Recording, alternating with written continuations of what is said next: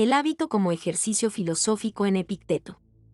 Resumen, el hábito para los estoicos debe entenderse de manera diferente a como lo describen Platón o Aristóteles. Dado que, para ellos, la formación del carácter es considerada desde una psicología que aborda el alma a través de distintas partes. Esta interpretación los llevó a describir el hábito como un elemento fundamental para la educación de la parte irracional del alma, mientras que la parte racional se educa a través de razón. Para los estoicos, sin embargo, el hábito es importante para el alma en su conjunto, sin distinguir entre racional e irracional. Siguiendo esta perspectiva, Epicteto no aborda la habituación de ningún elemento irracional. Cuando el filósofo habla de acostumbrarse a determinadas acciones, no se refiere a una actividad repetitiva que condicione aspectos netamente irracionales, sino que, por el contrario, se refiere a una actividad autónomamente filosófica, que involucra a la razón, con atención especial a las representaciones. Introducción. ¿Qué quiere decir exactamente Epicteto cuando recomienda a sus alumnos que es necesario un cambio de hábitos? Esta es la pregunta que guía la composición de este artículo, ya que el objetivo aquí es aclarar cómo entiende Epicteto la práctica habitual y cómo se relaciona con las actitudes viciosas y virtuosas del ser humano. Inicialmente, buscamos distinguir algunos términos utilizados por los estoicos con el objetivo de proporcionar una mejor comprensión de la disposición habitual, exis, y el papel que juega como facilitadora o obstaculizadora de la virtud y el vicio. Después de esto, dirigimos nuestra atención a la actividad de habituación, etisein, ya que es a través de ella que se fortalece la exis. Buscamos mostrar en qué se diferencia la habituación estoica de los planteamientos de Platón y Aristóteles, para evitar cierta confusión a la hora de interpretar la forma en que estas líneas de pensamiento utilizan el hábito como un ejercicio útil en el camino hacia la virtud. Finalmente, aclaramos cómo aparece el hábito en el pensamiento de Epicteto y cómo aparece como expediente filosófico, ya que está íntimamente relacionado con la distinción entre lo interno, que depende de nosotros, gemin, y lo externo, que no depende de nosotros. Exis, eschesis e diatesis no estoicismo. La condición o disposición habitual, exis, juega un papel importante en la ética estoica. Desde una perspectiva cosmológica, exis es el estado de algo en la medida en que permanece unido en sus características, y puede ser tanto orgánico como inorgánico, como una piedra o una planta. Esto ocurre porque, según los estoicos, el aliento racional, pneuma, que está en la naturaleza es el responsable de la unificación de los cuerpos en una determinada disposición 1. En el caso de la piedra, por ejemplo en la que, entre otros, el impulso, orme, las representaciones, fantasiai, o la racionalidad, logos, no están presentes de forma autónoma, la exis se mantiene a través de la organización natural que la condiciona a conformarse a su propia característica. Mientras por otra parte, en el caso del ser humano en el que los elementos enumerados anteriormente ya están presentes, principalmente el logos que le permite la libertad, la exis ya no está determinada solo por la organización natural a la que está sometido, también existe la parte que corresponde a la responsabilidad humana en su formación. En este caso, el desarrollo de la razón permite configurar su exis según elecciones a lo largo de la vida. Es de esta manera que se condiciona de manera autónoma, tomando la forma de una disposición habitual a la que se acostumbra a través de los impulsos, ormai, que provienen de la acción humana. Para precisar aún más esta distinción, es importante señalar que los estoicos distinguían exis de eschesis, ya que esta última corresponde a un estado simple del individuo que no se mantiene a sí mismo, ya que es solo externo, mientras que el otro es una disposición que permanece debido a sus propias fuerzas internas.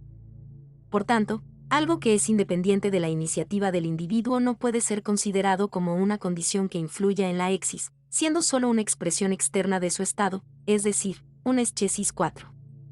Por otro lado, también existen disposiciones inalterables, diateseis, que son fijas, diferenciándose de las disposiciones habituales, exeis, que, aunque fijas, son modificables en la medida en que se refuerzan en sus correspondientes impulsos. Las diátesis, por su propia naturaleza, no permiten una distinción de intensidad, equivalente a más o menos, como puede decirse de una exis más o menos acostumbrada a un determinado impulso. Para facilitar estas distinciones podemos recurrir a la descripción de Estobeo, quien afirma que, entre los bienes del alma, algunos son disposiciones inalterables, otros son disposiciones habituales y otros no son ni lo uno ni lo otro en cuanto son solo acciones o manifestaciones externas. Las disposiciones inalterables son las virtudes mismas, como el coraje y la justicia, mientras que las disposiciones habituales para las acciones virtuosas son modificables y provienen de una fuerza interna. Para los estoicos no es posible que alguien sea más o menos valiente o justo. Las virtudes son diátesis, ya que es imposible tomarlas en una escala gradual. Como afirma el Ordiu, la virtud no admite grados porque es algo que se vuelve connatural, y en los modos de ser connaturales no hay grados. Un niño puede ser mejor o peor que otro, pero ya no es un niño. La infancia es como la justicia que consiste en una nota inalterable por cambios accidentales. Su crecimiento es sustancial. Con la adicción ocurre lo contrario. En otras palabras, las personas no son más o menos virtuosas, tienen virtudes o no. Sin embargo, para los estoicos, algunas virtudes no se obtienen y otras no. Es imposible ser justo sin ser valiente, por ejemplo. En este sentido, profesan la unidad de las virtudes, situación que solo se encuentra en los sabios. Además de actuar virtuosamente, el sabio también actúa de otras maneras que pueden caracterizarse como ejemplares para los demás. Estas son las actividades que surgen de su modo de vida, que pueden calificarse de habituales en la medida en que están comúnmente presentes en su vida diaria. Son los epitedeumatos del sabio. En ellos encontramos el aprecio por la literatura, la música y otras acciones que abren un camino hacia lo que concuerda con la virtud a través de una determinada técnica, techne. Por otro lado, como sostiene el propio Epicteto, existe una técnica que se ocupa específicamente de la vida y está al alcance de quienes siguen el camino de la virtud, siendo apta para ello, la filosofía. Es el arte de vivir, según el filósofo, ya que se utiliza para vivir bien, del mismo modo que se utilizan otras técnicas para realizar bien tareas relacionadas, como tocar bien un instrumento o escribir bien un texto. Por lo tanto, a quienes no poseen las virtudes, pero las reconocen como necesarias para vivir bien, les es posible formar disposiciones habituales que los coloquen en el camino de la virtud, que es una de las tareas que llamó la atención de los estoicos. Crisipo parece resaltar la importancia de esto cuando afirma que lo que progresa aún no es feliz, ya que la felicidad llega cuando sus acciones intermedias adquieren firmeza, una disposición habitual, ecticon, y una fijación peculiar. Es decir, el hábito arraigado en determinadas acciones es de capital importancia para tener una vida feliz. En este sentido, aún más esclarecedor es el ejemplo que utiliza Epicteto para ilustrar esto en diatriba. Toda disposición, exis, y capacidad, dinamis, habitual aumenta y se mantiene mediante acciones correspondientes, la de dar un paseo, mediante el caminar, el de correr, a través del correr. Si quieres ser lector, lee, si eres escritor, escribe. Sin embargo, si durante 30 días no lees, pero haces otra cosa, observa lo que sucede. De la misma manera, si te acuestas durante 10 días, cuando te levantes, intenta caminar un largo trecho y verás.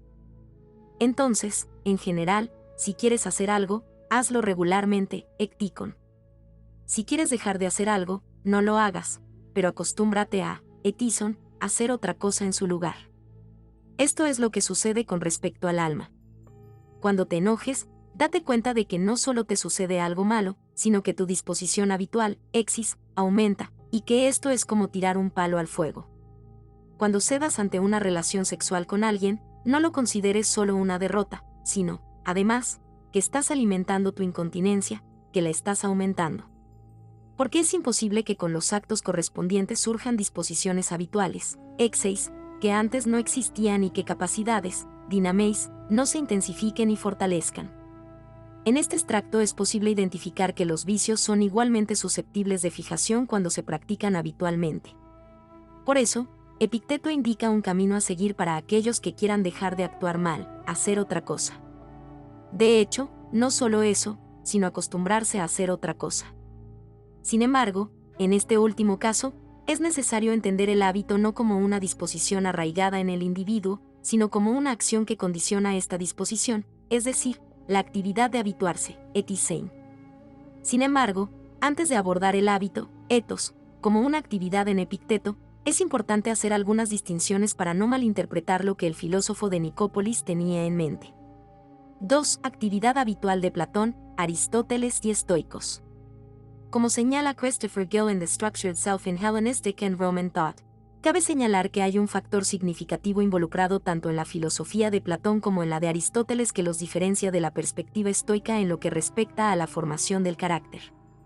A diferencia de los estoicos y epicúreos, Platón y Aristóteles defendían una psicología fragmentada, ya que consideraban el alma dividida en una parte racional y una parte irracional.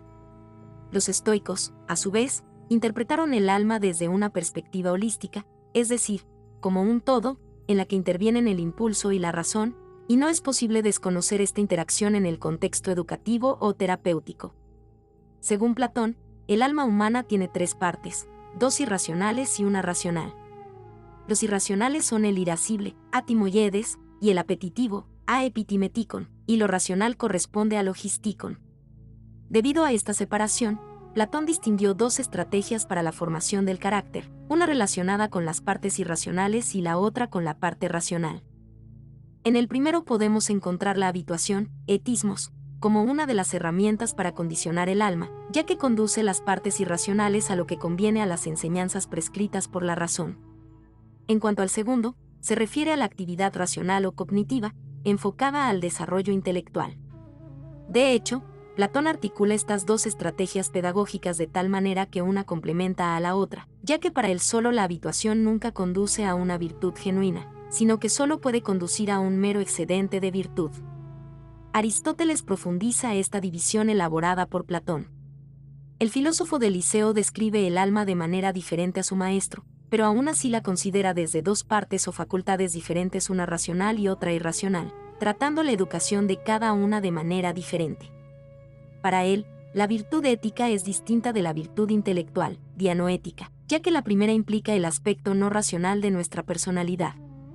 El filósofo incluso afirma que nuestro carácter, ethos con eta, está formado por nuestros hábitos, ethos con épsilon. De esta manera, Aristóteles aumenta aún más la distinción hecha por Platón, dado que la razón práctica se separa de la teórico, y adquiere virtud mediante la habituación en la justa medida que se impone en cada caso. En vista de esto, si bien se puede resaltar la existencia de la racionalidad en la razón práctica, este hecho no impide considerar que existe en la ética aristotélica una unión entre la razón y la disciplina de lo irracional. Teniendo en cuenta estas consideraciones, podemos identificar que existe una distinción entre alcances en el desarrollo educativo tanto en Platón como en Aristóteles. Además, se puede decir que corresponden a dos etapas interrelacionadas en el desarrollo ético, y también político. Como afirma Christopher Gill, la primera etapa es la habituación a las normas, roles y prácticas de la propia comunidad. La segunda es la reflexión racional sobre la ética, a partir de las creencias desarrolladas en la primera etapa. Estas etapas se correlacionan con el desarrollo de diferentes partes de la personalidad. La primera etapa se ve principalmente como un proceso de formación de disposiciones apropiadas de emoción y deseo, mientras que la segunda es más puramente racional y cognitiva, aunque también considera el desarrollo de la emoción y el deseo. Es interesante que Gill no deje de resaltar el papel rector que las prácticas comunitarias desempeñan en la habituación en lo que llamó el patrón platónico aristotélico. En este caso, la esfera política también es considerada para la formación del carácter, abriendo el condicionamiento de la parte irracional a una dimensión aún mayor. En contraste con el patrón platónico aristotélico, encontramos en el estoicismo un enfoque ético que, en general, no se separa en cuestiones racionales e irracionales. Sin embargo, en el periodo del estoicismo medio, cuando se nota un fuerte sincretismo en la doctrina, podemos observar un mayor acercamiento con las doctrinas de otros filósofos, especialmente la de Platón. Posidonio, por ejemplo, reconfigura la psicología tripartita de Platón al contexto estoico, afirmando que las partes irracionales que fueron descritas por el filósofo ateniense corresponden a afinidades naturales del alma, oikeioseon y parchouson physei. Además, al igual que Platón, defendió la habituación como herramienta educativa para condicionar estas fuerzas naturales. Sin embargo, la información que obtenemos de la ética posidonia se encuentra básicamente en los escritos de Galeno, en un contexto de crítica a la teoría de Crisipo, y es posible encontrar elementos cuestionables quizás motivados por el platonismo de Galeno. En cualquier caso, informa que Posidonio recomendaba la habituación irracional, etismos a logos, como método terapéutico. El estoicismo del periodo imperial romano, en cambio, retoma básicamente la concepción holística, es decir, no hace una demarcación entre lo racional y lo irracional en el alma. Es desde esta perspectiva que encontramos las referencias de Séneca al hábito, tanto en sus advertencias de que los vicios no deben volverse habituales como en su defensa de que el hábito debe crearse para eliminar los vicios. En uno de estos pasajes critica la costumbre de la gente común de desear lo secreto, lo oculto, en lugar de prestar atención a lo accesible. Casos como este, por ejemplo, siempre deben interpretarse como que involucran racionalidad, ya que el deseo, para Séneca y los demás estoicos, está condicionado por opiniones. A su vez, el filósofo que más claramente abordó la actividad habitual en el estoicismo parece ser Musonius Rufus. Para él, cuando se trata de práctica, los hábitos son jerárquicamente más importantes que la teoría, logos. Pero, a diferencia de Platón y Aristóteles, Musonius se preocupa de resaltar que el hábito viene después de la teoría, ya que sigue al aprendizaje de conocimientos que se refieren a cada virtud. Es decir, no se trata de un condicionamiento ajeno al proceso racional, al no tenerse en cuenta un hábito irreflexivo.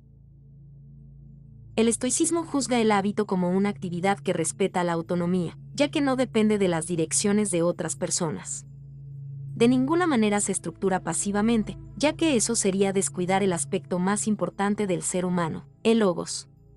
En este sentido, manteniéndose fiel a la vena filosófica socrático-cínica, el estoicismo valora la independencia en el aprendizaje, incluidas las cuestiones políticas, diferenciándose del estándar platónico aristotélico. Por nuestra parte, entendemos que los estoicos se preocuparon por preservar la racionalidad en el contexto de las prácticas habituales precisamente para evitar la pasividad que implica acostumbrarse al reflejo de los demás. La razón de esto parece estar bien relacionada con la siguiente percepción de Gross expresada en el libro La historia secreta de la emoción.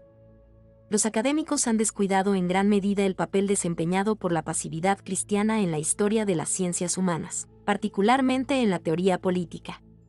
Pero cuando desentrañamos las olvidadas connotaciones aristotélicas de estos sermones parlamentarios, citados anteriormente, nos damos cuenta de que la pasividad cristiana es necesaria para explicar cómo la naturaleza humana puede moverse en todo, ya sea por hábito, segunda naturaleza, aristotélica, por intervención divina, sobrenaturaleza, o por ambos en cooperación. Y este es, en parte, mi propósito aquí, sugerir que la pasividad no puede erradicarse fácilmente de los proyectos de transformación humana, independientemente de cuál pueda ser el propósito político. Lo que los estoicos valoran, frente a esta pasividad descrita por Gross, es la respuesta activa del individuo ante las situaciones, asumiendo la responsabilidad de su propio posicionamiento. Pero esto no significa ignorar el papel de las influencias ambientales en el comportamiento, tal como lo consideraba la ética estoica. Además, Crisipo fue aún más específico, ya que destacó influencias incluso de cuestiones innatas. Cleantes, a su vez, argumentaba que había una transmisión no solo de aspectos físicos sino también mentales de padres a hijos. Por lo tanto, podemos ver que los estoicos se refieren, de hecho, al reconocimiento de que tenemos la libertad de posicionarnos moralmente, sin recurrir a irracionalidades en la educación y sin tratar los aspectos irreflexivos del carácter como determinaciones inevitables. 3. Epicteto. Desde esta visión del papel del hábito en el estoicismo, ahora podemos interpretar mejor lo que Epicteto tenía en mente cuando hablaba del papel de la disposición habitual, exis, y de la actividad de habituación, etisein. Mencionamos anteriormente que la exis para Epicteto aparece como una disposición que se fortalece en ciertas actividades. En este sentido, cuando se repiten ciertas acciones, se forma una exis más habitual, creando una respuesta más al alcance para las siguientes situaciones. Para que esto suceda es necesario acostumbrarse correctamente a la etiseína, de modo que las buenas prácticas fortalezcan a quienes pretenden seguir el camino filosófico propuesto por Epicteto. En general, el filósofo parece haber absorbido lo que su maestro Musonio enseñaba sobre el hábito. En Diatriba 4, un Epicteto destaca la importancia de poner en práctica lo que se aprende en filosofía, ya que es un problema cuando alguien solo se acostumbra a hablar pero no a actuar como un filósofo. En otro punto, destaca la tarea de acostumbrarnos a evitar las malas acciones, ya que no recibimos castigo por estas acciones de la misma manera que obtenemos el castigo corporal, porque si bien el recuerdo del dolor físico sirve como instrumento para no caer en ciertos errores, no ocurre lo mismo, al menos de manera tan evidente, que en lo que respecta a los errores en el ámbito ético. Por otro lado, una característica interesante del hábito, ethos, y la acción de la habituación, etisein, en la filosofía de Epicteto es que se centran en los aspectos mentales del individuo. Interpretamos que esto tiene sentido en las enseñanzas del filósofo en la medida en que se preocupa, en todo momento, por separar las cosas internas, nuestra carga, de las externas, no nuestra carga. Y esto no quiere decir, por ejemplo, que Epicteto no relacione la práctica habitual con el condicionamiento de una conducta correcta en las relaciones, tema del impulso, sino que estas conductas, así como las que se refieren a los topoi del deseo y el asentimiento, notas como las anteriores, se refieren siempre a la dimensión interna, psicológica, es decir, a lo que depende de nosotros. Incluso en el caso en el que Epicteto elogia el hábito de considerar la importancia / dignidad personal, prosopon, en las situaciones, este episodio no está desconectado del paradigma de la referencia interna, ya que no se trata del valor que otros nos atribuyen, sino de nuestro propio valor. Propia consideración de nosotros mismos. Mismo, en otras palabras, uno no necesita reconocimiento en las opiniones de otras personas, sino en las propias. Una situación similar ocurre cuando el filósofo se refiere al autocontrol, encrateia, a la perseverancia, carteria, y a la paciencia, anexicaquia, en el siguiente pasaje del manual. En cuanto a cada una de las cosas que te suceden, recuerda, dirigiendo tu atención hacia ti mismo, buscar alguna capacidad que sirva a cada una de ellas. Si ves un hombre hermoso o una mujer hermosa, descubrirás la capacidad de autocontrol. Si se presenta una tarea ardua, descubrirás la perseverancia. En caso de lesión, paciencia. Una vez que te acostumbres de esta manera, las representaciones no te quitarán. Para afrontar una situación que conduce a la adicción, Epicteto recomienda el hábito de recurrir a uno mismo, epistropon episeuton, para buscar capacidades que proporcionen una dirección opuesta a la adicción. En este caso, resulta interesante que esta característica de oposición se encuentre también en la diatriba 3:12, donde el filósofo defiende la idea de utilizar un hábito contrario al hábito vicioso. Y como el hábito, ethos, nos precede firmemente, acostumbrados a utilizar el deseo y la aversión solo en ellas, en las cosas externas, es necesario oponer a este hábito el hábito opuesto, en antionetos, y donde hay grandes desvíos en las representaciones, se oponen al ejercicio, ascesis. Me inclino por el placer. Iré al lado contrario, al lado moderado para hacer ejercicio. Tengo aversión al trabajo más pesado. Insistiré y entrenaré a las representaciones para desviar la aversión a todo este tipo de cosas. Entonces, ¿quién es el que hace ejercicio, tisgares tinasquetes? La que se aplica, melete, a no utilizar el deseo y a utilizar la aversión solo respecto de lo que está sujeto a preferencia, ta proairetica, y, además, es la que se aplica sobre todo a lo más difícil. Esta relación de oposición que se muestra tanto en el hábito como en el ejercicio indica un modus operandi en el enfoque epictetiano. Esto es tan relevante que incluso Epicteto sostiene que quien no se opone a los viejos hábitos no se convierte en filósofo, sino que simplemente un intérprete de las doctrinas de otras personas. 44. Por tanto, la actitud filosófica de oposición habitual es necesaria, y se realiza mediante prácticas efectivas como las que aparecen en el extracto anterior.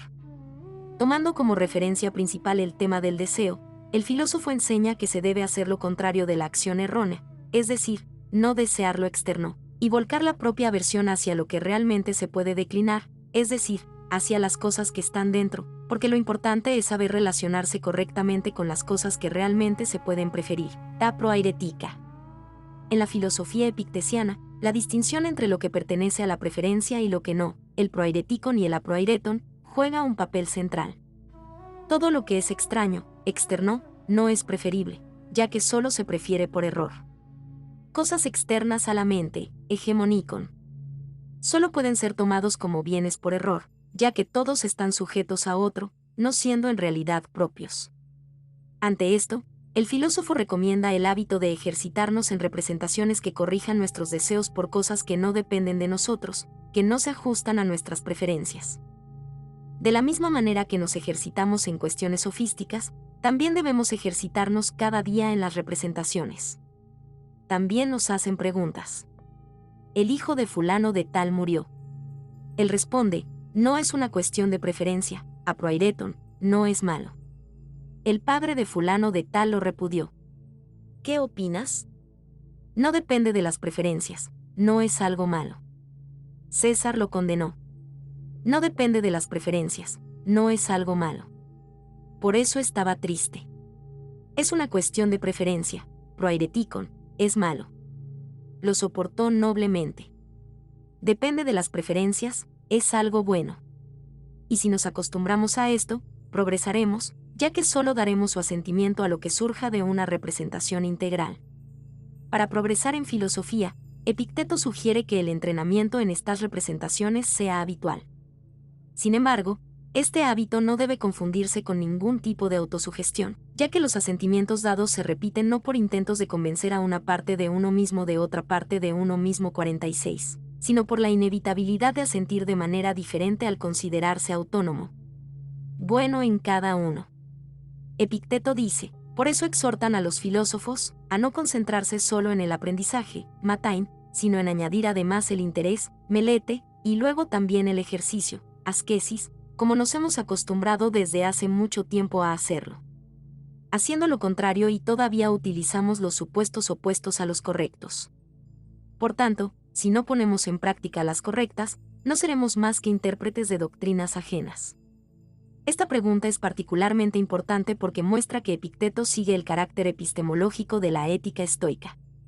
Además, para que no haya negligencia al considerar que se debe preferir, también es importante tener el hábito de prestar atención a las situaciones. Según el filósofo, el peor de todos los hábitos es la falta de atención. No debemos descuidarnos, sometiéndonos a lo externo, sino cuidarnos de ser compatibles con lo que tenga el destino, prefiriendo solo la parte que es nuestra, el buen uso de las representaciones. Respecto a esta restricción de la costumbre en el uso de representaciones, es importante recordar que esto no contradice en modo alguno otras recomendaciones preceptivas de Epicteto, como cómo comportarse en un banquete, en un espectáculo o en un viaje, ya que son importantes para en la medida en que sean comprendidos y sustentados teóricamente por el análisis de las representaciones. En este sentido, lo que ayuda a comprender esta cuestión es recordar lo dicho por Musonio acerca de que las prácticas se basan en la teoría. Ante esta restricción a lo mental que hace Epicteto a través de la afirmación de que lo que nos corresponde a nosotros es el uso de las representaciones, podemos notar que los hábitos recomendados por él también encajan en este contexto. Hay que tener cuidado con las representaciones que se apoyan, ya que ahí es donde radican los problemas. Por ejemplo, cuando el filósofo advierte contra involucrarse con una mujer seductora, no se refiere a un aspecto no representacional de la seducción, sino a la representación de que es necesario poseer a la respectiva mujer para estar satisfecho. En el capítulo sobre cómo se debe luchar con las representaciones del libro 2 de las diatribas, Epicteto relata el que quizás sea el ejemplo más significativo para comprender el papel del hábito como ejercicio filosófico. En primer lugar, no te dejes llevar por su intensidad de la representación, sino di, espera un momento, representación, fantasía, déjame ver quién eres y de qué te tratas, déjame ponerte a prueba. Y luego no la dejes seguir pintando lo que venga después. De lo contrario, te retendrá e irá a donde quiera, sino, por el contrario, introduce tú, de ti mismo, alguna otra representación hermosa y noble, y expulsa la inmunda. Y si os acostumbráis, etices, a ejercitaros, gimnasestai, de esta manera, veréis qué hombros tendréis, qué tendones, qué fuerza. Por ahora, solo argumentos y nada más. En este extracto vemos que el hábito juega un papel importante en lo que podemos llamar 3 etapas en la lucha con las representaciones. Al principio, no debemos dejarnos llevar por la representación sin darnos cuenta de qué se trata. En el segundo, no permitir que nos domine y nos arrastre. Y, finalmente, intentar introducir una representación correcta para eliminar el error. Ante esto, la recomendación de ejercitarse habitualmente en estas 3 etapas sirve como un gran ejemplo de cómo Epicteto considera el hábito como una forma de ejercicio filosófico, ya que filosofía es algo más que tener buenos argumentos. Consideraciones finales. Para los estoicos, el hábito se realiza de forma no separada de la propia reflexión. Por lo tanto, aparece entonces como una actividad que se desarrolla de forma autónoma, que no le enajena la responsabilidad por su práctica. Precisamente por eso entendemos que, para los estoicos, el hábito es una actividad que proviene de uno mismo, y nunca puede considerarse basada en una formación determinada por terceros. En Epicteto podemos notar que la perspectiva del hábito en el estoicismo adquiere contornos más específicos por su orientación al cuidado de lo interno. De esta manera, Se pone de relieve aún más la condición racional de las prácticas habituales, llevándolas al campo mental, hegemónico, en forma de un ejercicio que aborda las representaciones.